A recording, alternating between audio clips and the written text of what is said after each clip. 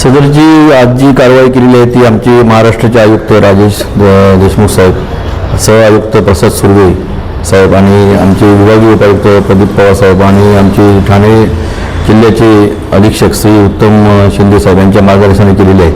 आम्हाला दिनांक 25/1/26 रोजी खात्रीलायक बातमी मिळाली होती की बडोदा प्रस्तावित हायवे त्या ठिकाणी रस्त्यावरून एक 4 चाकी गाडी जाणार आहे, त्यामध्ये विदेशी मद्य वाहतूक होणार आहे. त्यानुसार आम्ही सापळा रचून त्या गाडीचा संध्याकाळी 7:30 दरम्यान ती गाडी त्या ठिकाणी आली. त्या गाडीचा हात दाखवून थांबण्याचा इशारा केला. सगळ्या गाडीमध्ये तपासणी केली असता त्या गाडीमध्ये आम्हाला जवळजवळ 10 ते 12 बॉक्स विदेशी मद्य भरणा केलेल्या बाटल्या आढळून आल्या विविध ब्रँडच्या.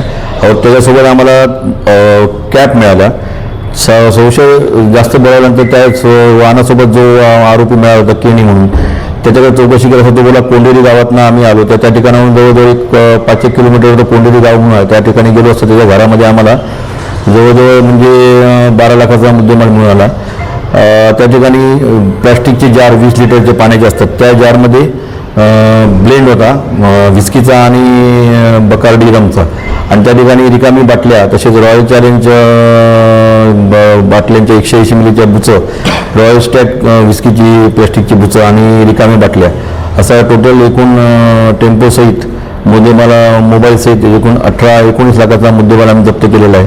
त्यामध्ये 2 आरोपींना अटक केलेली आहे आणि त्या आरोपींची कोर्टात हजर केली असता त्यांना 1 दिवसाची पोलीस कस्टडी मिळाली आणि याचा योग्य तो पुढील तपास चालू आहे. आणि त्या ठिकाणी जो कागदपत्र मिळतात त्याची पण तपासणी चालू आहे.